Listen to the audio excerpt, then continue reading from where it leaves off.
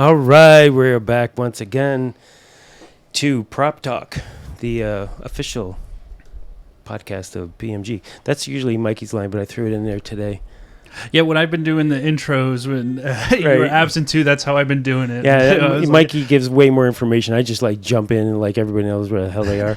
But a lot of times, we start off this podcast with our intro music, and I just like get all excited because I love it so much. And today, as you don't know already because you read the heading, so you know who's here.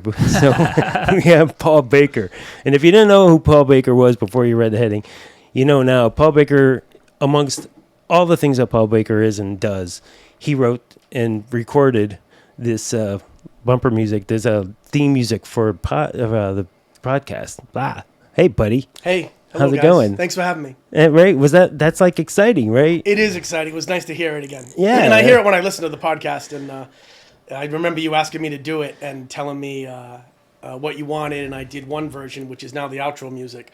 And right. then you said you gave me one great note that you wanted it to rock like when Ted Nugent was in his prime, even though your politics definitely don't align with Ted Nugent's. Not anymore. Yeah, but you said I want it to be that kind of dirty groove that's going to bring energy, and that was all I needed. And and you killed it. Thank you. I'm glad you guys are happy with it, and then you continue to play it. Yeah, so all we need now are lyrics.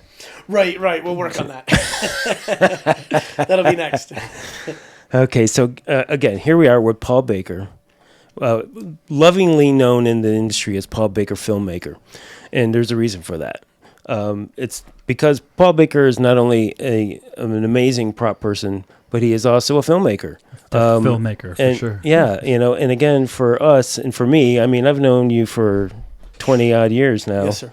And from the very beginning, you always said that, you're doing props, but I want to make movies. And I feel like I've always supported you in that. I mean, 100%. Because again, I get that, you're doing props to, restock your coffers so you can make a film. And again, I mean, a lot of us, started in this business with this idea and this dream that we're going to be filmmakers. And 99.9% of us don't do it. So for me, I always felt, I felt your energy and your passion, and I just knew you were going to do it. And that's why I always wanted to support you in doing it, because you seem like the guy who's going to do that. So we had Linda Reese in here a while ago, and she's done it as well. But I just have to say congratulations, because your company now, Golden Horseshoe Entertainment, is actually making. You made one film, The Boxer. Yes. Right, and Chance. And Chance. That 2 films, okay, and then you're working on another, right? Of the 6 short films I've made, 2 have been under the Golden Horseshoe Entertainment banner, and now a feature film is coming, which will be co-produced with a larger company than mine. Knock on wood, it's not real till it's real, but it's looking more real after several failed attempts, or several tries, I should say, not using the word failed. Nope. But and now it looks like a feature film is coming, but that'll be announced when it's real. It's not real till the money's in the bank. Yeah, well, it's real. It's just in that phase. Right. Yeah, it's in that phase. Yes. That's all. Yes. Okay, because if anybody could make it happen, Paul Baker, you can. I'm trying. And and again, perseverance is the key, right? Is that what you're going to tell people? Because you've had a lot of ups and downs. I really have, and over the years, when some of those downs have come, especially on the financial side, you have hired me on. We could go on and on with the shows, because I've worked with you almost on 3/4 of the shows you've done in LA. Yeah. But and everybody else. I was going to say, everybody else hires you. I think another title you were missing is Paul Baker, friend of all prop masters. Yeah, 100%, which is the other reason you're in the room. The downsides of filmmaking are, I don't come from a wealthy family. I'm a middle-class kid, and from Boston, Rhode Island. Everyone says Boston. Even the people that know me close say that. enough. I know, Cranston, right? Rhode Island. But the downturns. I've been lucky enough that I've had this prop career to fall back on, and sometimes have it be the main thing. And I'm very happy to be part of the prop community, which kind of happened by accident.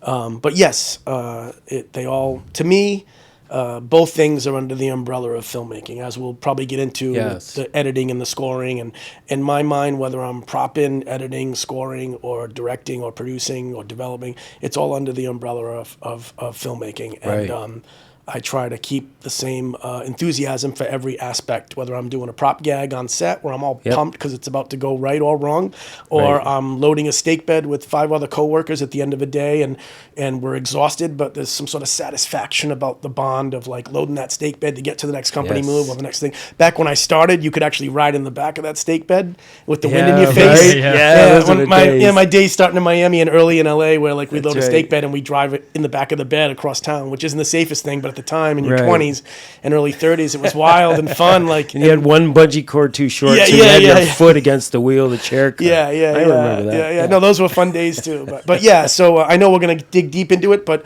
balancing the propping and the filmmaking has been my thing, and I'm grateful for both. And Yeah, well, enthusiasm is your middle name. I try. I don't You really don't know. need I don't to know any try. other way to do it. I was going to say, you don't brother. need to try, brother. It just comes naturally, and that's Yeah. the beautiful thing about you. So, Thank you. When did you start in the film business, or where? and where? I left Rhode Island right after college, and I'm gonna date myself, but like late '94. I got out of college that May, and I wanted to do 2 things that would make me hate being home in Rhode Island to make me leave. And one was landscaping, and the other was waitering, which I had waitered all through college. I was like, at this point, I think I went from fine dining to Applebee's to a golf club, like Right. whatever I could do. And at this point, I was at an Applebee's, and one of my best friends, this guy Joe Bianco, he was working at the Gap across the way, Right. and my goal was going to be to go to New York or Chicago. For some reason, I was avoiding LA because everyone went to LA. Right. And just one time we were on break together and we met because they were right next to each other, and he said he was going to Florida. And I was like, Florida? Like, wow. That's where Mikey came from. Yeah, well, really, yeah. So he was going to the Fort Lauderdale Art Institute. So he said, that's where I'm going. And then it just so happened the next day I was landscaping. And at that lunch, we went back to the owner of the landscaping company's mom's house. It was very all in the same neighborhood kind of thing. And she knew me since I was little. And I told her, she said, what do you want to do now that you're out of school? And I said, I want to be a film director. And she said, oh, you should talk to Steph Facetta. And Steph was someone who went to school with her daughter, 2 years older than me, from our hometown. And she was a production coordinator. I didn't know what Okay. that Yeah, meant. yeah, yeah. Right. She was in Miami. And then all of a sudden I realized, wow, Joe's going to Miami or Fort Lauderdale. And then I thought maybe that's a way to, I don't know, Bridge. go to another market rather than LA. And New York Right. seemed close to Rhode Island. I'd been there my whole life. But Chicago, for some reason, my mind was on Chicago because I knew there was a lot of advertising there. Right. And I knew there was a film community there. But I ended up going to Florida with Joe. You went to the Art Institute, or He did for photography. Yeah. I went down, connected with this girl, Steph, who I didn't know. We had Right. one phone call. And then she hired me. I was waitering again, Nice. when I first got there, I started waitering. And about, I'd say a month into waitering there, I realized it's what I had been doing in college, and I wasn't shaking the tree enough. I was all of a sudden getting comfortable waitering. Right. So I walked into my shift at this Applebee's type place in the mall in Fort Lauderdale on Sunrise Boulevard, and I quit on the spot. Yeah, you cold. And the manager was dumbfounded that I wouldn't even finish my shift, and we were kind of dating actually. Maybe that's not what she was dumbfounded. Yeah, by. but I also know we went to see Pulp Fiction at the time, and at the end of the movie, she turned to me and said, "I don't get it." And I thought to myself, this isn't going to work. So I walked into the shift and I quit on the spot with very little money left after my parents had helped me to move there, and there was a hurricane coming, Wow. and it was starting to rain. Ended up being a heavy tropical storm, and I got in this thing called the Florida or Miami 411. I think there's an LA 411 Right, at the yep. time, and that's where you could find the numbers of crew members and, Yep. and departments and not departments, production companies. Mm-hmm. And I probably called like every production company in the Miami Fort Lauderdale area, and there was one called the Post Group, I want to say, Okay. that was in Hollywood, Florida, and they were going to either hire me to be like an assistant editor, and then there was one in Miami called Eastern Video / Cinema East, and they were interesting. They were family owned. They did dubbing, Okay. which is when you would dub VHS tapes, Right. and then they had a camera department, like a camera rental place. They had an editing thing, and then they did productions. So I chose that one. I drove down there during the storm. They hired me on the spot, and all of a sudden I was in. Wow. And I worked there for a year, being a PA who emptied the garbage and got lunch. Sure. And also was like a runner all the time. Yeah. And then when they had shoots, I would go out on the shoots. Right. And they did a lot of cruise line stuff, a lot of local commercials, stuff for the Bee Gees, interestingly enough. Wow. And then I got a call to, and I was writing short films. And I remember I got a call from a friend of mine who I had met down there, and he wanted to direct, but he had been like an AD, a location manager. And then he found, all of a sudden, he was prop mastering this movie that was coming down from this production company called the Shooting Gallery. And he was like, I had been in Cinema East for a year, and I had worked my way into being an assistant editor. But they were still paying me the PA rate, because he knew I edited in college a lot. Right. So I ended up taking this gig on this little movie called Ill Town. Okay. And it was the crew that was coming from doing the movie in Arkansas, Billy Bob Thornton's first film, Sling Blade. Sling Blade. So the whole crew was coming from that.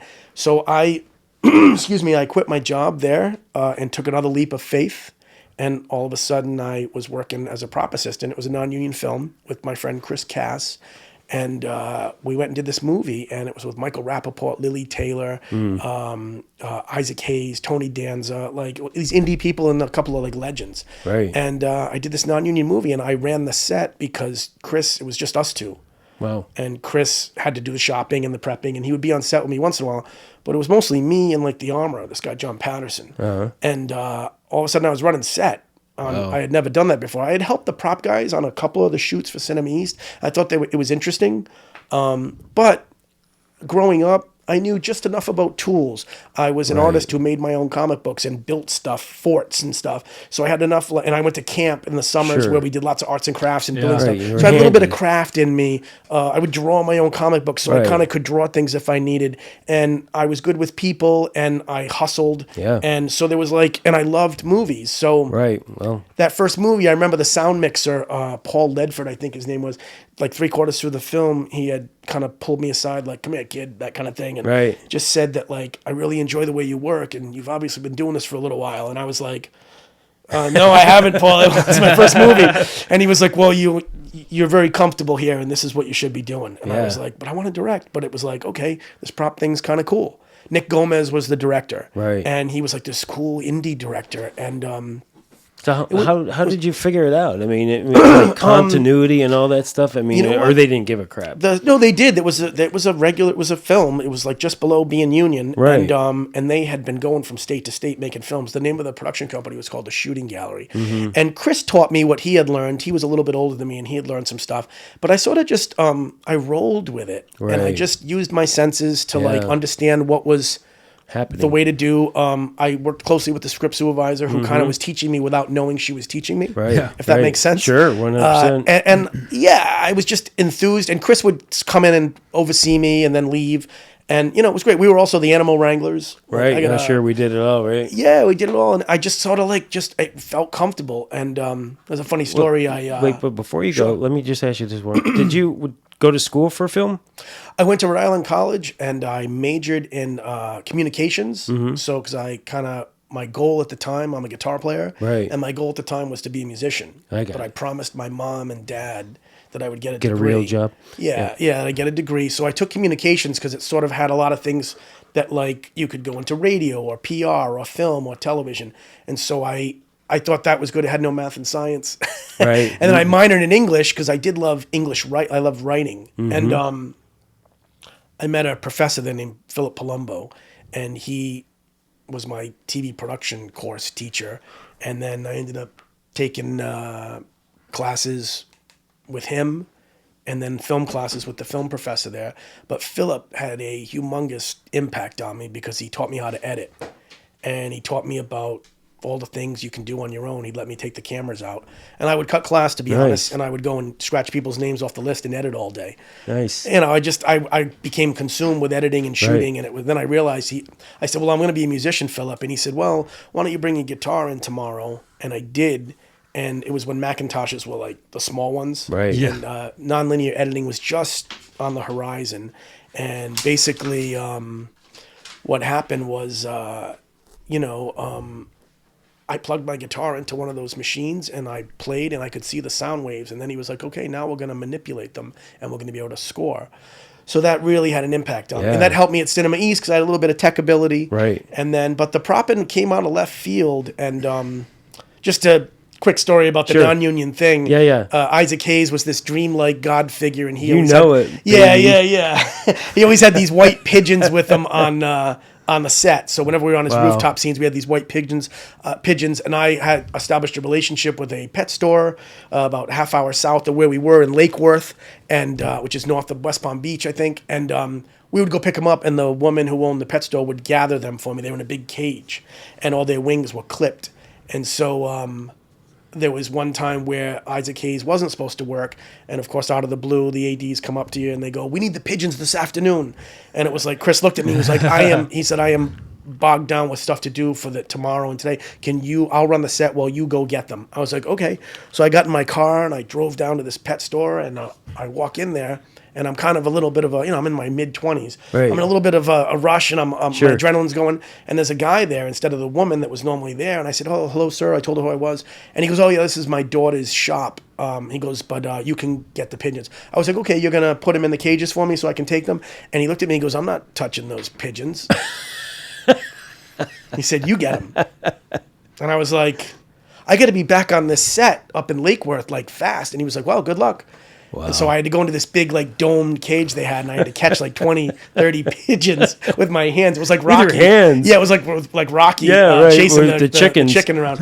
And I got them all in, and I raced back to set with them. We got them on the roof. We shot the scene, and only a few people knew what I went through. And, in your mind, when you go for that hustle, Yeah. whether it's now or then, It's there's an adrenaline adrenaline. rush. There's a thing Yeah. about completing the list. There's a thing about not wanting to disappoint your boss or the director. No one really knew what I had just went through. And it was a Right. big lesson to learn of like, okay, nobody really cares how it got here as long as it's here. Right. Right. And I had to kind of like store that away Yeah. for the future. Anyway, that happened on that movie. And then after that movie, I PA'd a little bit and was a prop assistant, non-union. And then I got into the union with a show that called Plato's Run. It was an HBO movie with Gary Busey and Roy Scheider from Jaws. In Florida. Yeah, I showed Was up it- to work one day. I was doing Swing Gang, just to kind of do art departmental props, and the production designer said we should all go get breakfast. The Teamsters were striking, and then later on that day they had an agreement, and then the show turned, and I learned about that, and I got into, I believe it's Local 477, if I remember correctly. Yeah, right before I moved, I'd made the decision to move to LA, and I didn't realize going through because I didn't know much about the union thing because it was like I don't know if it was right to work back. You just didn't need to be union Right. on most of the jobs. Right, there it that is paid right. you. It was right to work. Right. Yes. So I like most of the guys were, and I talked to them, and they're like, "Oh yeah, you just go on their website and apply." And I literally went in, and I think I handed in my resume or something like that. And then literally right after I made the decision to move to LA, I got the acceptance notice Right. in the mail. Where were you in Florida? I was in Orlando. Okay, yeah. I would say we have a similar kind of background because I grew up in New England and went down to Florida and Right. started in the That's industry right. in Florida. That's right. It's interesting. There was the Miami cruise, there was the Orlando, and then a little bit in Tampa. Yeah. And I had done a movie in Tampa once. I never went to Orlando.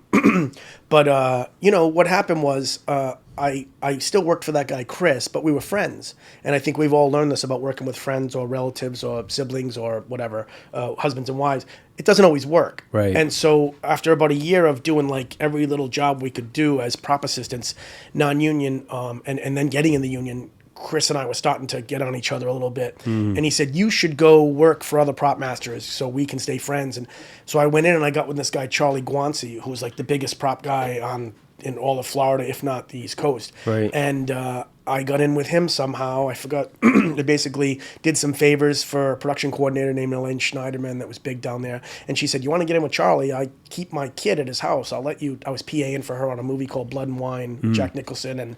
And she said, "You can take my kid to Charlie's house, and that way you can meet him." So that's what I did. Nice. And then I did another couple of small movies with other prop masters that it didn't work out. And there was one film that the prop master didn't pay. We were renting one of Charlie's trucks, and the prop master didn't pay the bill. And word got to me that, there was no texting then.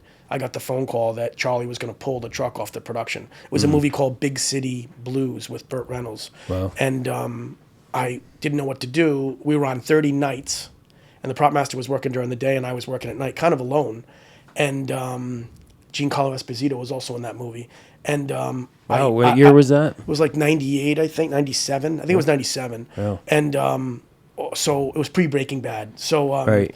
Yeah, because I worked with him right. on Bob me. Roberts. So so then it was like, what do I do? Like, they're gonna pull the truck. Like, I don't know. So what happened was I ended up getting the money from accounting in cash, and then driving down to Charlie's house and paying him cash so we could keep the truck. And said, I know I'm working for this guy, but I don't reflect him. Right. And I want the truck to stay on the movie. Right. And then I got in with him. And then he exposed me to the bigger movies and TV shows that were coming from LA and New York. Right. And he really gave me a whole nother education with propping, because he did it like LA. Like, he Right. was a real dude and really doing it. And he exposed me to lots of big TV shows. And then the biggest job I did with him was Oliver Stone's Any Given Sunday. Oh, wow.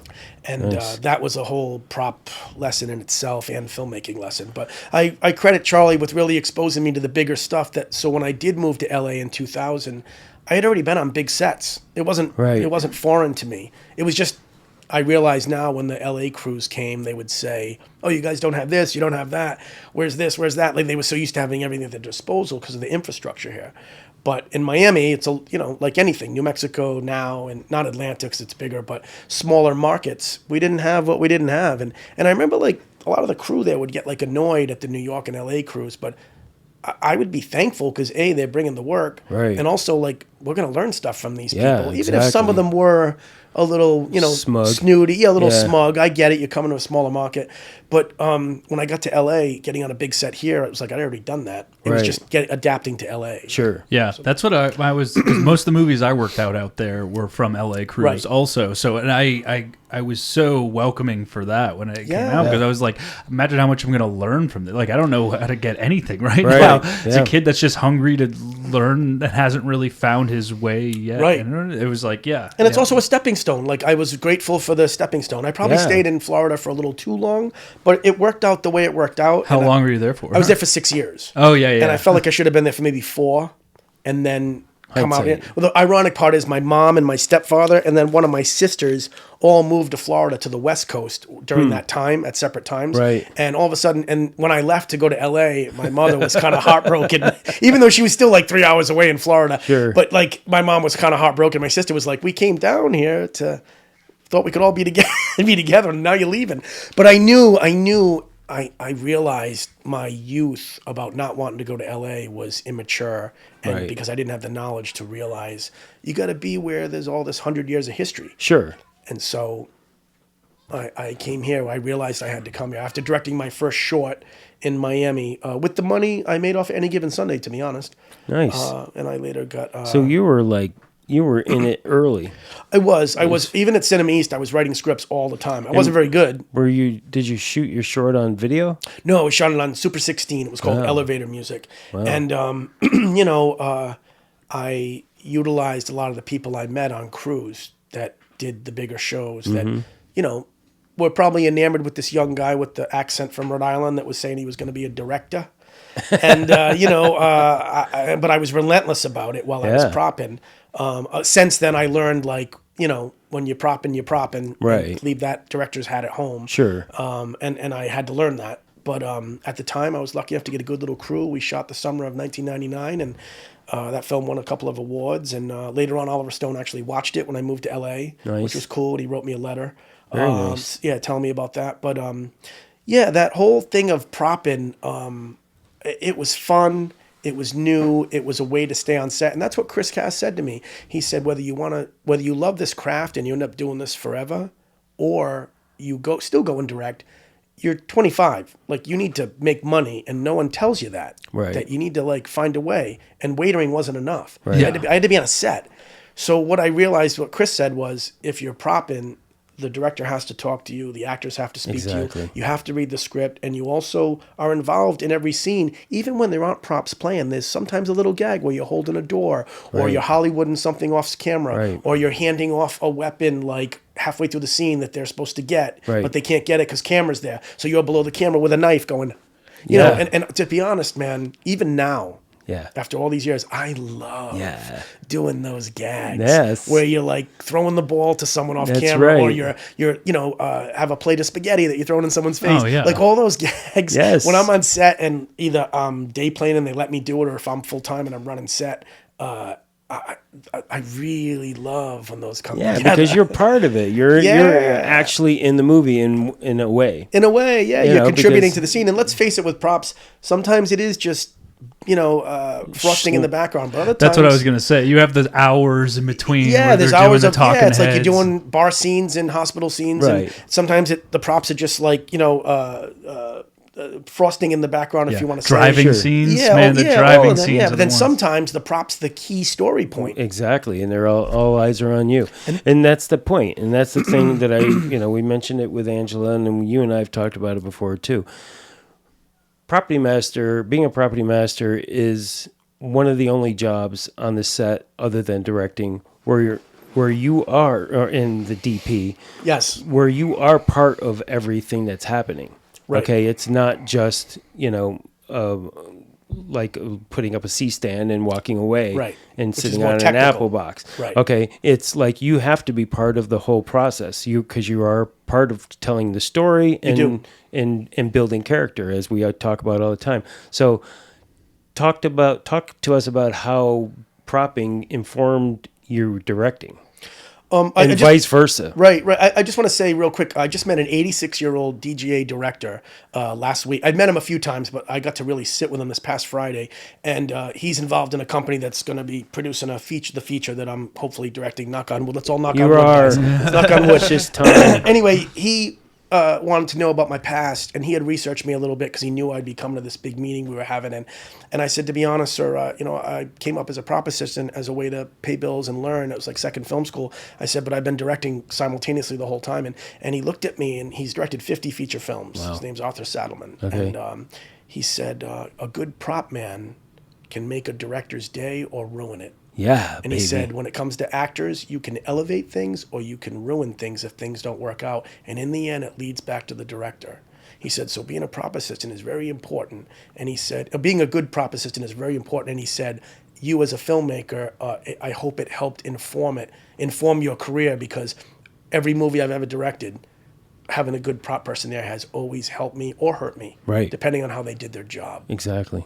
I thought that was pretty interesting. That's very nice that he make that an acknowledgement. Because a lot of people don't even realize it, because they don't realize it until they're in the situation. I was stunned when he said it to me. I was like, wow, that's great.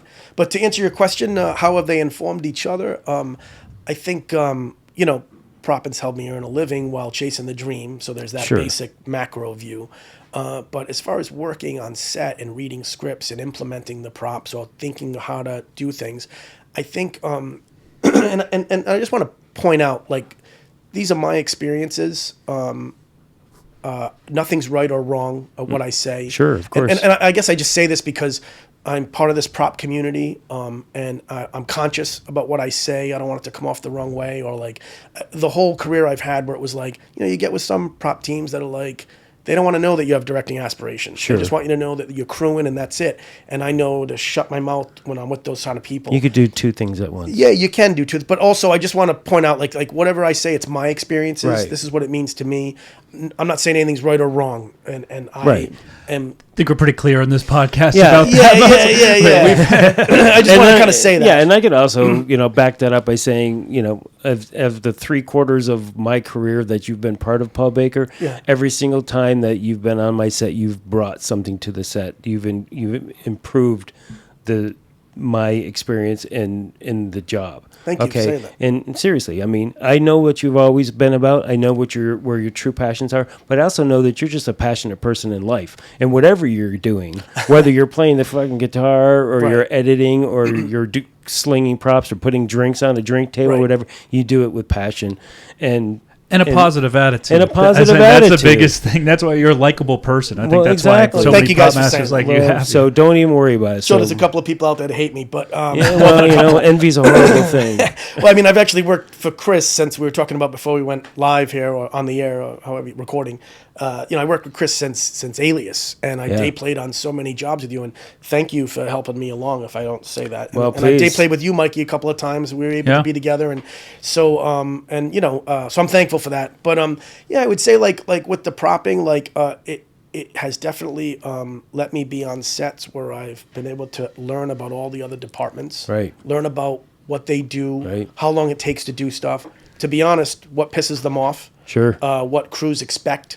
And I've been with so many directors that are amazing, that respect the crew. But I've also been with a ton of directors that don't really know what we do. It doesn't matter what the department is. Usually they're just concerned with camera. Right. But, they don't really understand what, especially as prop people, what little things we can do to texture was the word I was looking for before. Yeah. That texture a scene, Yeah. whether it is the key prop that is the key story point, or it is just layers in the background and texture.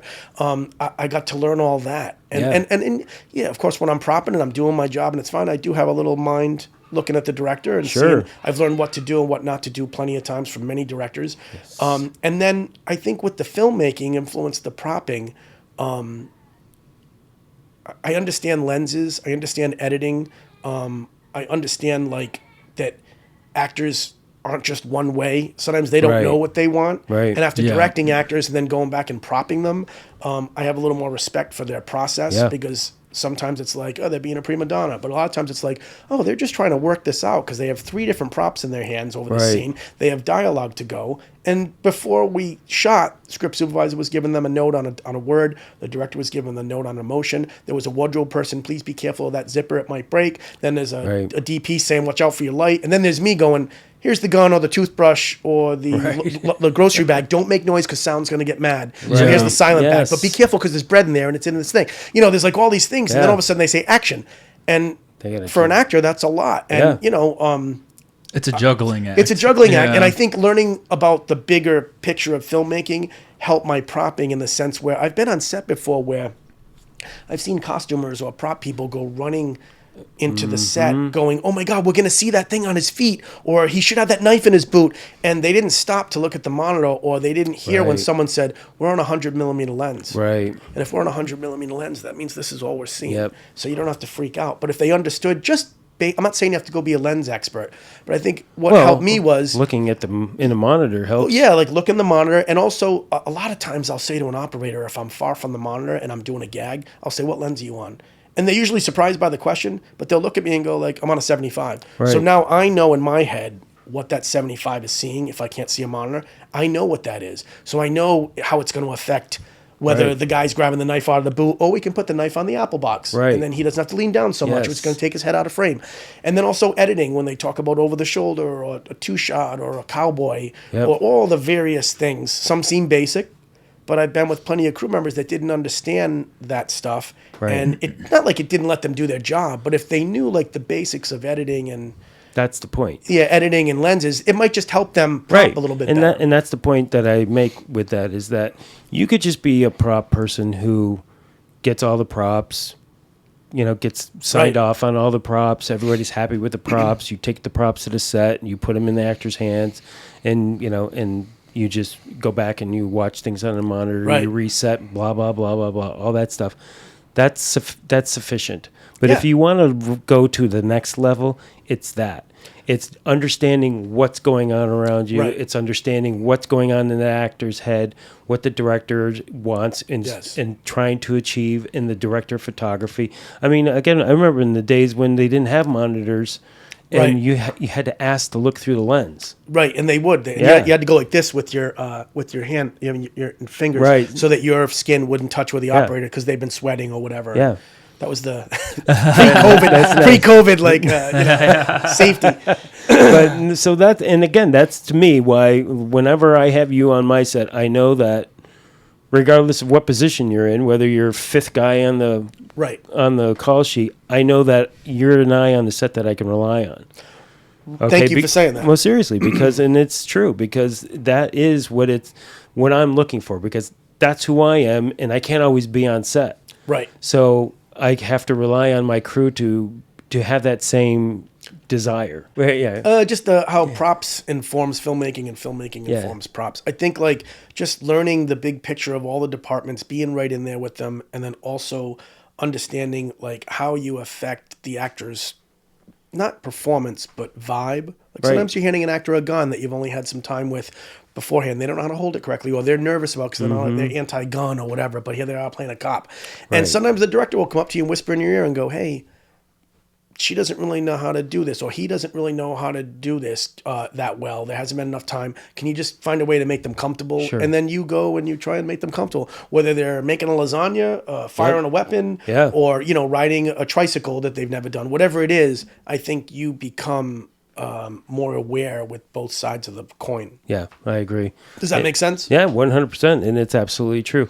Because you can help everybody do their job better as well. And Listen, I know we've all dealt with that. I've had plenty of times where an actor's turned to me and said, I don't know how I'm going to pull this off. And I will find a way to, that's where sometimes the director comes into me, where I'll find a way to make them comfortable by saying the right thing. Sure. Yeah. Or, I remember being in scenes, on Rizzoli and Isles once in a while, and Lorraine Bracco, who played the lead character's mom, would, sort of wonder if she could do whatever she was doing correctly, and I would just remind her, like, you're Lorraine Bracco, right? Yeah, you're awesome, and just that little thing, and she get out of here, Paul Baker. But then like that little thing would make her laugh and ease the moment. And then she'd do the take and she'd be great, and it wasn't really because of me, but maybe I just set her at ease for like a second. Right. What I mean? It's tough. I remember just a quick story. I was on a pretty popular Western TV show, and a very big actor on said show. Right. There's a scene, right? He has a very deep monologue, like a very long, lengthy monologue, and throughout the process of the monologue, he's cleaning his gun, and it's a custom built revolver that it's not the one where you can just pop the drum out and do the thing. You have to unscrew the whole barrel and place it, and he has in the scene he has a table in front of him, and he has the bullet. It's like an intimidation type of scene too. He has the bullet in, but he's cleaning out and doing this stuff. And I remember it was so much that went into it, and during rehearsal he just kept trying to do it and just got frustrated, ended up throwing a chair across the frickin', we're outside, but he lost his shit. but and like it said afterward, he's like, I'm not frustrated with you guys or the props. It's just so much going on. He's like, you lose it. And I understood him, because I was like, this is not an easy thing. And that's, again, the opportunity for us in props sometimes. Like I did the show called Life with Damian Lewis. I day played for you on it. Yeah, of course you did. But we had this scene where he was he was making his own bullet. Yeah. So I had to have the molten lead in the form and the whole 9 yards, and I had time with him before the scene even happened, where I said, okay, Damon, let's go through it, because you're going to be doing all this shit on camera, and it was great because they then get to time themselves for their performance based on what the action of the prop is. So you get to work with them on that. And we work through the, not having to have real live molten lead so he didn't burn himself or anything, but we walk through it all, and they appreciate that. And if you get an actor that is also a theater actor, if you do some research and find out how theater actors think, they use props for their beats. Yes. When they're up on stage, and when they do dress rehearsals, they use the props as a way to beat out their dialogue. And when you understand that, if you get someone that was a theater actor, then you realize the things you're setting out for them, even if they're cleaning the kitchen before they send the kids to bed in a scene for a family movie or whatever, they're using the dish towel, putting the plate away, all as ways to know where they should hit on their dialogue. And I remember when I first learned that, I was like, that's gonna Ty Daly. I was day playing for Ian Scheibel on Judging Amy, I think it was, and I remember resetting stuff with the prop assistant that was running set, and I remember watching Ty Daly and how she did stuff, and then I got to talk to her later, and she told me how important props were to her, because she used them as beats. And I also want to say, I did these Moon Knight reshoots, this Marvel thing. I was working for Chuck McSorley, and we did this scene where this woman was making a fake passport and ID and stuff. So there was a lot going on. The lead actress was talking to her, and she was an older woman, and I think she came from the theater. But I mean, she was like taking stuff off a printer, putting it into this machine, like cutting things out, like using the computer with a graphics guy, like a computer video guy. Sorry, I mean, like timing stuff out that she clicked on, then getting up and going over and grabbing things to stamp. Like there was like, I don't know, like a good 8 things she was doing. And like I said, she was an older woman and she hadn't worked in a little while. And she came in and I remember Chuck telling me how he prepped the scene and what there was.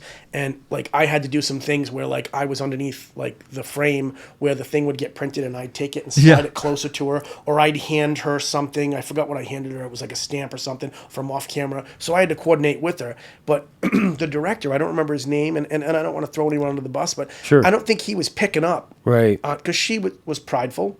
She wanted to act like she was right up there with everybody else. Right. But and it was also like this big like one or master, and it was like she was nervous because when we would cut rehearsal, she kept telling me, "Oh my God, Paul, I haven't done this in a while. Paul, blah, blah, blah. There's so much up. I don't know what." And I forget her name, but she was wonderful.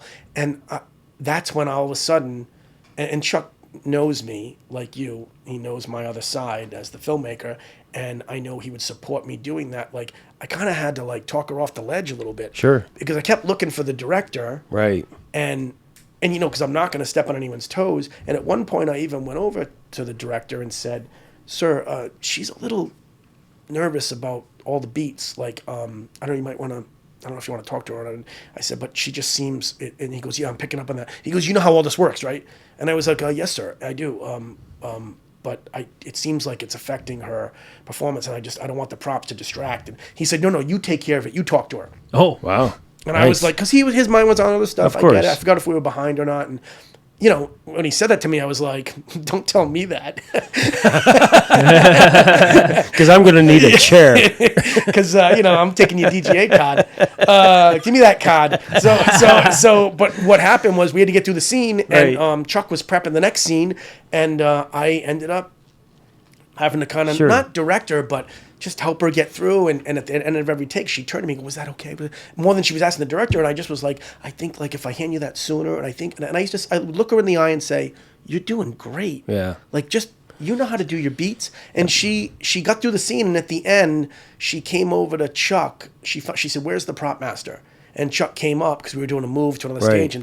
And she said, I want you to know that this young man helped me through this scene, like more than the director. And I was like, shh, quiet. You know, and Chuck was like, oh no, that's why I hire him. Like he has an understanding of the big picture. And like I really helped her get through it. And more than anything, as a prop assistant, as a aspiring director, as a human. Yeah. I'm looking at this woman who could have been my mom in this situation. Yeah, I think we've all dealt with elderly people that are acting on set, or people on the spectrum, or people that are really young, like kid actors, where like sometimes the machine of a scene and of a production's moving so quick, they don't have time to really hold someone's hand, especially on a Marvel production. Well, yeah, and my thought about that was that director, even though it was in his purview to step in there and do that, he trusted you enough to say you talk to her because you knew what all the action was and all the bit was, and that's a great thing. Yeah, and I had been with them we did these 10 weeks of Doctor Strange 2 reshoots, and then of course Marvel clapped on reshoots for Moon Knight and a little bit of Spider-Man, and the same crew was together for like 12, 13 weeks. It was like doing a film together. I mean, even Sam Raimi was like, I'm reshooting my whole movie. Sam Raimi is wonderful. So anyway, you know, Chuck trusts me. Chuck knows I know when to wear the right hat, and I had to help this woman just as trying to be a good person, never mind for the job. Right. And at the end, when she said that to Chuck, was it satisfying? Of course. For me, it felt good. And of course, I told Chuck later, like, I didn't overstep my boundaries. And he was like, Paul, I know you didn't. But you helped that woman through the scene. And the director didn't really get it, and that I thought he didn't. But then later, he came up to me and said, hey, thanks for helping that, I forgot her name. Thanks for helping the actress through that scene. Right. I was distracted and I needed help. And you understood what was going on more than I did with the props. It's a team effort, man. Yeah, I felt good to just help, to facilitate, you know? You know, and that can be a really scary situation. Yeah, you know, because a lot of, 100%. And it takes time to be able to figure out when you can step in or when you should and when you shouldn't, because I've had a writer tell me once to stay in my lane. Of course. Yeah, you gotta and I was know. like, dude, I'm just, offering information. It's there for you. And also, when we did that scene, Chuck had told me, we had went over there earlier, and he had told me how many beats there were. and how much it was going to be. And so I was on my toes, ready to go. Also, I was running set for him on this awesome Marvel reshoots. And, I was having a blast, but because I'm a Marvel geek as well. So, those two things were crossing already. It was great. But when that happened, I had no idea the actress was going to be where she was with it. And I just rolled with as it went. I took it as it came. Right. And then when I realized that she did need the help and that no one was really helping her, that I just sort of fell on me to help her through. And she was great. And when I saw the episode when it came on, you would never know how freaked out she was about doing the 8 different prop beats.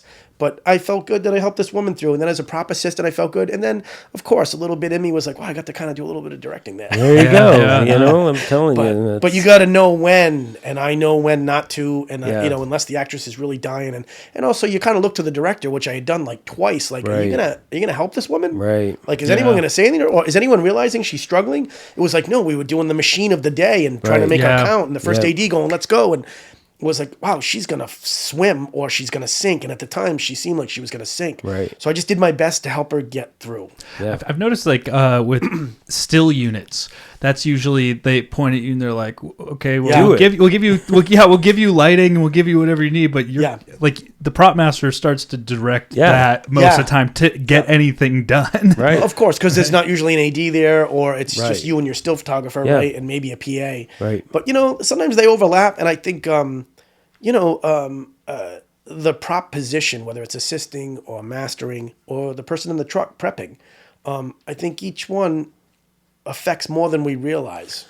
Yeah. Does that make sense? No, it does. Absolutely. Making it is because we work forever on this one thing, specifically what you were saying, so it can be the least amount of a nuisance to the actor that's going to be handling it. So it's like whatever you can do to soften it up ahead of time to be able to make it happen quicker and everything for them. I remember have you guys ever been asked to like act in anything or anything like that? As a background person? Just as an actor, because if you've never done it, I'm saying the first thing that everybody said, when you're put in front of camera, the first thing that goes through your mind is, what do I do with my hands? Right. Well, and also, this is harder than I thought it was. Or I'm on camera.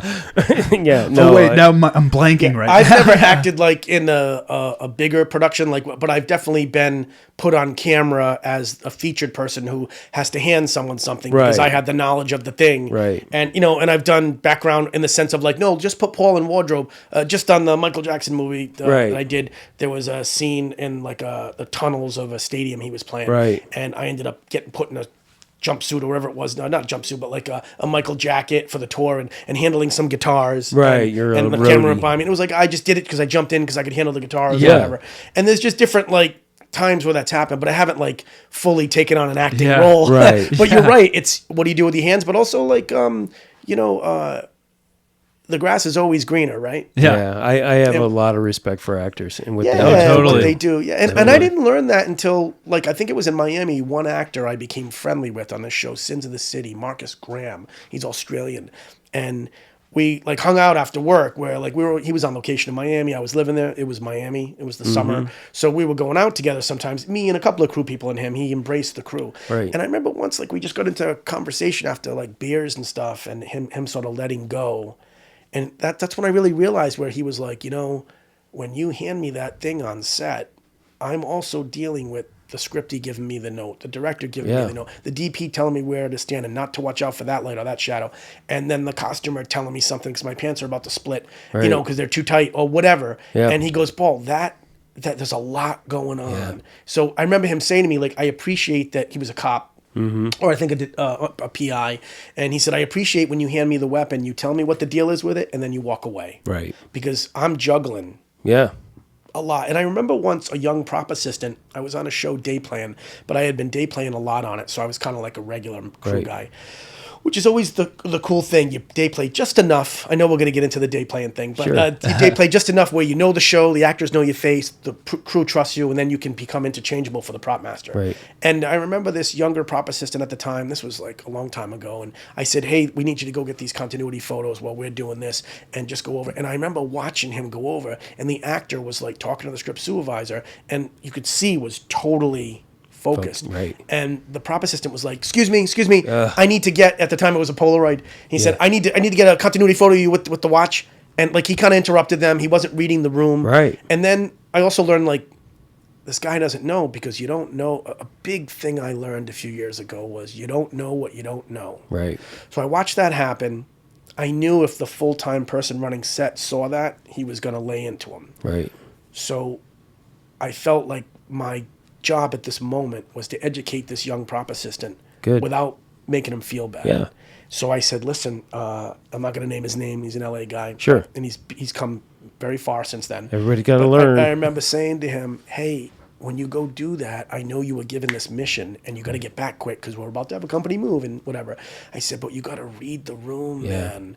And when he was obviously having trouble in these last few takes with the dialogue, and obviously the director sent Scripty over there to help him. Right. So they're focused on that. Yeah. That continuity photo of the watch isn't that important right now. It's low priority. Yeah. So sit there and back off, wait your turn, and be cool. Right. And I told him, I said, this is high school with money. Yeah. You still got to be friends with all the cliques. Right. If you want to survive. Yeah. And right now, you're stepping on the Scripty's toes, who's has the pressure on her of making him feel better about his dialogue. And you're also kind of infringing on the actor's space. Right. And when I said that to this prop assistant, he said, oh, well, I didn't even think about any of that. Because he was kind of green, and he was like, all I was thinking was because blah, blah, blah, told me to go get that thing, and I wanted to do a good job. I said, I get it, man. I go, you got to read the room. Yeah. You got to know when to step in and when not to. Yep. And have I made the mistake of stepping in at the wrong time? Plenty of times when I was younger. And then every once in a while, it just kind of happens. But I knew that wasn't good. Yeah. And so, you know. It's not something you're born with. You definitely have to learn that. That on-set etiquette takes years to get comfortable and feel it. And also, it also was kind of weird because I was like in the middle. Like I wasn't very young and I wasn't old yet. And I still feel like I'm not old yet. But I was definitely like in my late 30s, you know. It was like, and I wasn't all-knowing. But And when I said it to this assistant, I said, hey, man, I'm not telling you what to do. Like, I don't know everything. But I do know this. And I want you to survive here. I want you to do well. Right. And he said, no, tell me. And when I told him, he was like, oh, I didn't really think about it. He had all that shit going on. I just needed the photo. Right. I was like, I know. And it seems simple. You just get in the continuity photo and you're walking away. But read the room. Know when to ask. Know when not to ask. It's okay if you get it after the scene. Yes. And it was a big lesson for him. And it was also... It was when I started to learn, like, oh, I'm getting a little bit older now. Like, I'm having these teaching moments. Yeah, exactly. My young grasshopper. I'm still making mistakes myself. Yeah, right. You know what I mean? When you realize it's like, oh, I do this by second nature, but it's not second nature to everybody, you know. And also, like, I think every actor's different. Every set's different. Well, and I was going to say, you mentioned about how you work with the PI who was appreciative that you came, showed him the gun, you gave him the gun, you walked away. Yeah. That's the point I've been making, we've all been making about Alec Baldwin and Rust. Oh, right. Okay, and that's he was an actor playing a PI, not a PI, but I think you miscommunicated that. I just want to be clear on that. I know that. But I'm saying, but that's the thing. Yes. That's why Alec Baldwin's not culpable for what happened. Right. Okay, because that's not his job. Well, listen. In my opinion, I think. I mean, not to veer off. We're all perspective based here. Yeah, Not to veer off into the Rust thing, as I know it's been talked about. Well, I mean, it is a thing. I mean, it is, and it's an important incident in our industry. Yeah, I've been asked by other crew members in other departments. I've been asked by people in my life that aren't in the business, and I've been asked by some prop people just looking for my opinion. And the basics I chop that down to is that the only person that should have a gun on set is the cop doing security. You mean a real gun? Yeah, a real gun. Yeah. Is the cop doing security. Right. That's it. I wasn't there, so I don't want to speak too much on it, but I do know that the gun or the replica weapon should have been locked in a safe or locked in an on-set cart. It was on a cart, open. Yeah. Obviously, the first AD grabbed it, never should have done that. And, you know, you hear all the rumors about the things that were going on before and after. Right. Sure. And also, I know it was a low-budget show, and you probably couldn't afford the perfect rubber replica, double. But you could go to Toys R Us and get a toy gun and paint it the same color. Right. And then when Alec was lining up the shot, he could have lined up that. You could write a book. You could write a book on all the things that went wrong. Yeah. Well, the things that shouldn't have happened. But again, for me, the bottom line is that the actor, as your point is that they are hyper focused on their performance. Yes. And it is our job as property people to make sure that the things that we give them are safe. 100%. End of the story. Yeah, end of the story. I mean, we could have a whole podcast just breaking that down. Yeah, we are. We're going to have Larry Oh, you are? Larry's going to come? That's Larry's great. going to come back, and we're going to do I a heard Larry post-mortem. on What Went Wrong. You guys know that podcast, What Went Yeah. Wrong? Yeah. It's a great, Larry was on it. Oh, nice. I texted him and said, Larry, excellent job. Excellent. It's great. Larry has been great to me. Speaking of Larry, like I remember when I was going to go and run set on Rizzoli and Isles, I had plenty of gun experience, but I never called myself an armorer. I could sure. handle Glocks and revolvers and shotguns, Mm-hmm. but when it comes to Uzis and stuff, I try and defer. And I was yeah. about to run You set also on this. have and- to have a Well, yes, yeah, machine gun yeah, license. yeah. But also, like I had my EFP. Is it EFP? Yeah, EFP. I had that at the time, and Larry, I said we're gonna start the season tomorrow. I'm taking over for someone else. I had been day playing here, but there's a bunch of Glocks and there's a bunch of shotguns that come up, and with the Glocks for the main actors, I just want to know them inside and out. Right. And Larry came to at the time I was living in Glendale, he came to my townhouse I was living in the night before prep started, or maybe it was the night before principal photography started, when I was going to be full-time. And we took these Glocks and broke them down completely. Right. I tried to give money and buy them, he wouldn't take anything from me. But like we sat there and broke them down where I was taking them apart, putting them back together so that I knew I was comfortable with that Glock 19 and that Glock 17. I know to an armor that's like nothing. Sure. But to me at the time, I just, Yeah. even though I knew them already, I wanted that extra tightening of the wrench, Yeah. so that when I handed that to Angie Harmon or to Bruce McGill, that like they knew I was comfortable with it. I could take it apart, Right. could put it back together, and I'll never forget Larry. So shout out to Larry. 'cause, Larry Zanoff. Larry everyone. Zanoff. Yeah, I mean he did that with me on his own time, and I'll never forget that he did that because he wanted me to feel comfortable. Yeah. And you go from day playing on the show to running set. Yeah. And and everyone knows you already, but I wanted to come in with my A game, and especially those- with the weapons. Yeah, all No, those you- guys at the armory Yeah. at ISS are like that. I was gonna say John Welsh did the same thing for Yeah. me with the 1911 Right. when I first Yeah, like I the knew great John nothing. Welsh. Yeah, That's exactly. right. I've propped a lot with him the last few years. But anyway, that's my thought on Yeah. on that. Yeah, no, that's There's good people out there. there are good people That out help there. us. Yes, absolutely. So let's talk a little bit more about day playing. Yeah. Well, I mean, and again, I mean, you're the perfect guy because you understand so much about it, and you could walk into pretty much any set anywhere in the world and know what you're doing. Yes.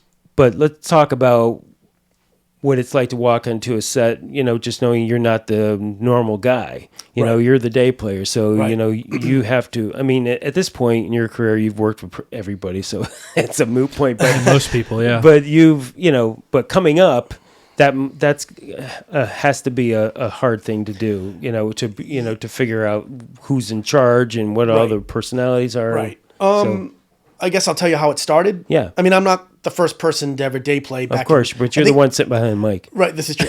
I like to think I perfected it into like the professional day player thing because that's what I did. But I guess I was on Dragnet working for this guy. It was a Dick Wolf show. Right. It was with Ed O'Neill. Okay. Was the lead played Yeah. what's his name? Joe Friday. Joe Friday, yeah. And Bill McSims was the prop master who's been retired a long time. And the great, I don't know if she listens to this because I know she's not in the business anymore, but the great Jennifer Dawson Okay. was Wow, his I remember right-hand Jennifer person. Dawson. Yes, Jennifer was running set and I was the third. I was kind of like truck set support. And then there was a truck person. And then, or maybe there wasn't. It might have just been Jennifer and I and day players. So I think there was a truck person, but I was like set support. And it got to the point where Bill was definitely up there in years. And no disrespect to Bill, he had been used to doing features. This was his Sure, first he's episodic television thing. huge. So what happened was Jen ended up taking more of a role in the prop mastering Right. thing because Bill needed the help. 'Cause Yeah. It was a big show. And then I ended up getting elevated at like 32 to run the set. And I feel like I did well. But what happened was it was a big enough show that we hired day players pretty regularly. And what I witnessed was 3/4 of them, no word of a lie, were not good. Right. And as the set person, the point person, I kind of relied on them at certain times to help out with things so I didn't have to worry about them, so I could focus on Ed O'Neill. Right. And he was a lot to handle as far as not being difficult, but Right. just being someone that had my respect, and Right. And I needed to focus on Yep. when he was on set. Never mind the ensemble around him, and like I'd be calling for them. They'd either be at craft service or they'd be like on a phone call. They'd be in the restroom or they'd be not MIA hiding. Not all of them. Sure. Let me definitely point that out, but definitely more than I thought. Yeah. So at the time I wrote the script for a short film I did called Chance, and I was going to direct it after. And I remember thinking, how am I going to do a full-time job and still make this film? And then I thought, wow, what if I become the best day player I can be? Okay. Like everyone that comes in doesn't read the sides. They don't, Right. when they set up chairs, they're like, what goes on what? And it was Right. like, what if I come in and I'm like, I either try and get a script beforehand, which baffled people when I asked for Right. it as a day player. Yeah. Or what if I just I come in, I read those sides right away. You see who's who, what the numbers are, and I go set the chairs up without even having to ask the regulars. Yeah. Because I'm actually paying attention to who's who. Hello. And yeah, and it's basic, but at the time, I didn't see a lot of day players doing it. Sure, it's all And neck down. Yeah, it's all neck down. They're just coming in for the day and they're getting the hell out of there for the insurance hours or the money. Right. So I said, what if I just really become the best and like to the point where like they can trust me. I'm on the show Right. enough that I could be interchangeable if someone's out sick or someone's Yep. wife or husband Right. is sick. I wanted to be that almost like like a Swiss Army knife. Right. Yeah. And that was my goal. I could still do the filmmaking. I didn't have Golden Yeah. Horseshoe Entertainment yet. It was far away. But I was going to direct this short Chance. And I just thought, what if I become that person? So then it was like when TV was starting getting big. Yeah. And at one point, and I would definitely get in on movies. But at one point, I was like, and day playing on like Alias, House, Monk. Right. 5 Bo- days a week, Bones. all on different shows. Yeah, Bones, the West Wing, Desperate Housewives. Like these were all the biggest and best shows, and I was circulating between them, and I got to know each show enough that I could cover for someone if they were out. And I also, I'm not gonna lie, I kind of got off on the high of coordinating it all. Yeah. With the texting and yeah. and like okay, so how and listen, there's plenty of times I would wrap one show at midnight. I was about to say and that. the turnaround screwed me all the time. And once I got to know people more and people saw the value of me, there's people that would go, hey, you can get out of here a little bit earlier. Right, Hey, you can sure. come in a little bit late. I know you're Right. going to get 3 hours sleep. But other times, that wasn't the case. The biggest scene was first up. It was, Yeah, it was the that's gala. why they needed Yeah. you. Yeah, with all the food. And No. so I wouldn't even tell them Right. that I was coming off a show at midnight the night before with a 6 a.m. call. I would just do it. And I would suck it up. You know, you sleep when you're dead, right? Yeah. And so I would just I drink Coca-Cola in the morning, so I don't drink coffee. So I'd like hit the Coca-Cola, like I would come in and just sort of suck it up, maybe nap at lunch, and that was kind of how I got through it. Right. And but then it took on its own thing from there, where I started getting known as the day player. Right. And I'm thankful to everyone that got me work. Sure. Along the way, like really thankful, and hopefully expressed it at the time. And I'm Absolutely. expressing it now on top of it, like cherry on the cake. You know, it's like I really am thankful because it helped me do my plan, my Yeah. overall plan. And Yeah. like I've had prop masters, you might have even done this to me. I've had prop masters call me at 5 a.m. and say, my guy that runs set had an emergency with his wife and he Right. can't come in, and I need you to come in and run set. And I've said, well, what about the set support, or what about the truck guy, like Right. running the show full time? And sometimes they were like, I don't think they can do it. They're Well, not sure. ready yet. They're young, or whatever it is, or I don't trust them to run the set. They're good at what they do, but Right. you know it enough. The actors know your face, and I know you can do it. Right. Just, I need you to do this. And I've been like, okay. And I would get up, go to the set. I would walk in. Someone would hand me a pair of sides, and I would walk right into the rehearsal. And again, the ADs knew me because I had a face that had been Right. there. Right. Yeah. And I would just hop right into the scene, submerge myself, Yep. and just do it. Right. And a lot of second units were that way, where I wouldn't have the prep. They just call me up, like Right. always when an emergency. So really, and also with day playing, always the worst days as far as extras and Yeah. Oh, yeah, Of yeah, so course. many props, so much stuff. Of course. And Otherwise, so, we wouldn't need you. yeah, like Right? I'm. There's nothing now anymore that scares me. Like if it's like, oh my god, we have 500 extras. Well, oh no, Dude. like we have to do all this food, or we have to do all these guns. And to me, like every You time did every, Babylon. yeah, I did. But every time I work, it's a shit show because I'm the one getting thrown in as the other Right. guy. And so I loved that challenge also of just walking onto a set and or being on a set and having someone go home sick. Where Right. like we're only on this unit, and then the other full-time guys on the other unit running it. So we actually can't get them as we normally would. So I would just step up and like I've been on set in the morning where I've come in to be support as a day player when there's 2 units, and I've had prop masters pull me aside and go, I know you thought you were just going to be moving chairs and propping out the BG, but so-and-so dog died and he has to go home and he's freaking out. And Right. I just need you to step up and run it. And it's like, well, this is my first time on this show. Right. But I would just do Yeah. it because Right, in because the you're end, because you're that guy. yeah, you be polite, you be respectful, Yeah. you let people know, So- hey, I'm so-and-so and I'm going to be running it today. What can I Right. do to make you happy? Right. Yeah. Like, So that's what I want to ask a question for. Sure. Like, there a lot of film teachers are shouting out the podcast now, so this one's for everybody there. What advice would you give to a newer prop assist that wants to make an impression on prop masters, since you've seemed to make a good impression on all the prop masters? How can they show up on set for the first day, Right. do the best job they can, and make an impression to keep getting these calls back like you've done so consistently? like I think I've told many younger prop assistants to day play for a little while. Right. Because Right. what I would say is, and don't get me wrong, there is something to be said with getting with a Chris Cole or a Chuck McSorley or a Gay Perillo or someone they're like, I'm in with them and I have a job whenever they work. But at some point they might take a break. They might take a long vacation. They might get a job overseas that they can't take you on. Right. So first of all, have multiple eggs in your basket. Right. It is so important to not just be with one prop master. Excuse me. Having said that, there's plenty of people that have done that. Julie Witherington has been working for Gay Perillo for a little over 20 years. Mm-hmm. They're an excellent team. They are together every job, and that Right. works for them. Also, how though? How do you, because you know them all, but how? For me, I found it difficult to find the new prop masters. Gotcha. So Gotcha. yeah. So I think, well, first of all, I would say have multiple eggs in your basket. Find those prop masters. Once you get on one set, don't be shy about, a lot of people like to say, I don't like to network, I'm not good at it. And it's like, well, in this day and age, also with texting helping you if you're an Yeah. introvert and you're Yeah. you're nervous. Sure. Just text, introduce yourself. Right. Get the numbers, whether it's the LA 411 Yeah. or whether it's just you get on one set. And I always say, like, don't turn down a one-day call. Right. Because even though you'll say, oh, the unemployment, is going to get messed up, so what? One can turn into three, can turn into months. Right. So I would say get multiple eggs in your basket. I would also say when you get on that set, observe.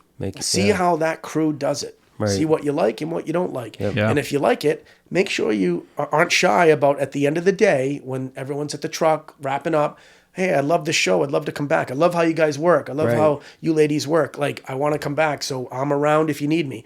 Don't be shy about putting yourself out there. We all Yeah. have to sell ourselves. Yeah, share Yeah. contacts. Yeah, Share and- contacts. Yeah, and again, as an employer, I could say that it is so hard to find people like Paul Baker who care.